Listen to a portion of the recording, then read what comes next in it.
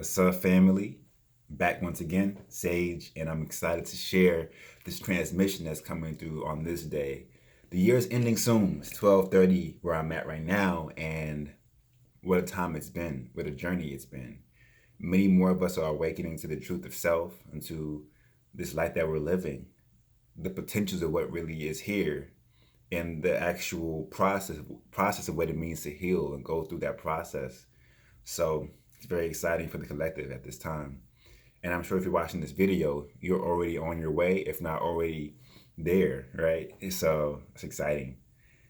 Today, I'm going to discuss family and friends, how to navigate and deal with and work with family and friends who don't understand your process, who aren't on this process of self-discovery and optimizing your potential and spiritual awareness and all these things. How do you work with that? Um, Many times we try and save them. Like, oh my God, they have to know this information. Oh my gosh, they have to go vegan. Oh my gosh, they have to stop going to this club every day, every weekend. Oh my gosh, they have to X, Y, and Z. And it puts us in this space of trying to be the hero.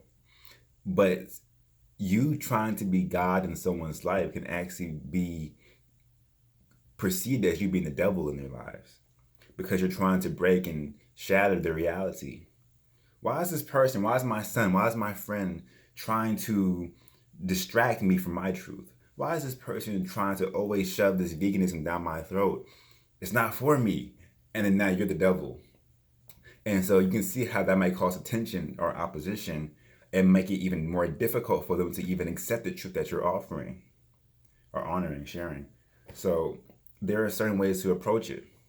In my personal journey, my personal life, um, it was very lonely. Until this day, many of my family and many of my friends that I've made years ago, they aren't on my path. My path, right? It's my path to begin with, so of course not on my path. But you know what I mean when I say that. um, I left a lot of my old lifestyles behind. What I used to eat, places I used to go on the weekends, how I think and how I move through life, the way that I use my language and how I talk to others. A lot of that is gone, but a lot of my friends and family are still doing that in those cycles. And so for me, I find myself alone a lot of times because I simply refuse to just go back and revert to those old ways just to fit in. But in doing so, obviously, you do see that, hey, I'm also here to help them. I'm also here to be a light in their lives and help them to realize more of themselves and their truths and just expand. So, therefore, I don't believe in just cutting bridges all the time or burning bridges. There we go. I don't believe in just ruining friendships and family relationships because they are of a low vibration. Everyone's experience is true and valid because it exists and because they chose it for themselves. And their creation of their truth is just as perfect as your truth. It's just different and of a different frequency. That's all it is. So the first thing I would say before dealing with friends and family who aren't on the path is to first show compassion, acknowledge their truth, acknowledge their experience, acknowledge your creation as powerful and as beautiful for what they're choosing to experience. That is first. See them for where they're at instead of coming from where you're at and trying to break down their world and their castle and saying, I'm better. You need to do better, and then throwing rocks at their, it's like, okay, that's not too helpful. So first, compassion. Second, you don't have to use words to do everything. You don't have to explain everything, unless you're open, or they're asking you, hey, what have you learned recently, or what is that you read about Kemet, or what is that you're reading about the flower of life, or chakras, or meditation, or yoga. Unless they ask you, or you can tell that they're really open to it, words normally aren't the best tool to use. Being an example, demonstrating your lifestyle as a reflection of what you are about. Allow your actions, allow your life to speak for itself. It's much more powerful, and it transcends the language. It also goes into the electromagnetic grid. It can be felt. When you shift, those who are connected to you can begin to feel your shift, and they now have more of an opportunity subconsciously, and it's through their energetics themselves to actually shift as well. So be the example, walk the path. Instead of saying, hey, mom, you have to go vegan. It's not good for you. Stop eating that. Stop eating that. This is why X, Y, and Z, cancer, death. Blah. Instead of bombing them with those bombshells, just be a living and walking example of what it means to be a vegan and a consistent vegan. Standing true in that lifestyle. When they say, are you sure you don't want chicken? You sure you don't want that? You sure you don't want that pizza? Just be like, no, I'm okay. I'm okay for now. I don't need that anymore. It's not good for me. I'm going to pass. That's all.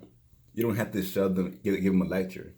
Now, if they seem to be open to that, then it's much easier to kind of present that information. So that's one way, right? Be the example. Shift them through your being. It's crazy in my path. I've been noticing like a lot of my friends and my family who laughed at me for going vegan, or laughed at me for, or even got mad at me for not being Christian. But as the time went on, it's amazing how they began to shift as I shifted. You know, a year or two later, now my mom and my family are like, hey, I'm not eating as much meat anymore. Or, hey, DeAndre, you know, I don't have the cravings I used to for cheese. I'm like, oh, interesting. That's good. That's good. Keep going. And I support them in that process because it's a very gradual and very intimate and individual process. Everyone's journey is different. Just like I'm sure for you, your journey, it took you to a certain point of where it was your time. Not everyone came into this planet ready to become the Buddha and fully activated. No, we went through a lot of shit. And we had to heal through a lot and go through the process of working through it all, right? As will your friends and as will your family and your acquaintances and your coworkers and so forth and so on. So I encourage everyone to honor and respect the path that people in your lives are on, while also being grateful and giving thanks that you were able to kind of be the way shower in the lighthouse to awaken first or earlier on in the process, to show the way for them, to help them, to be the example, to give them an alternative. That's what we are as these light workers and conscious beings. We are the alternative. We present different ways of being, different ways of living, different ways of walking through life. Powerful. Number 3, be kind, be giving. Give gifts, show appreciation, show love to your friends and to your family and to those who you want to help. Many times, if you give someone a gift, let's say, hey, like you have a brother or a sister, say your brother, right? And they've been eating like crap for years, and they're still stuck in all these low vibrational states of being where like they're always drinking and, you know, acting crazy and talking negative to themselves and so forth and so on. So first, you will be able to, of course, use compassion to see where they're at, to see what they're going through and why they're acting that way, right? You can say, oh, I get it now. That makes sense why they would be doing that. Okay, cool. So now you have more vision. Now you have more perspective. 2, be the example. Talk positive instead of negative. Eat well instead of bad around them. You know, invite them to go somewhere else that isn't, you know, this sketchy club. You know, say, hey, instead of going there, you want to come with me to this thing instead? This art and poetry event, whatever it might be. You know, so be the alternative, the example. Number 3 is to be kind and giving. Perhaps one day you might surprise them with a gift, like, hey man, I was thinking about you. You know, you're my brother. I love you to death. Here's this book I got the other day, or here's some whatever it might be, right? Just to offer something in that way to kind of open them up, not just to, you know, life, but open them up to you, because how someone sees you and perceives you affects how they receive you.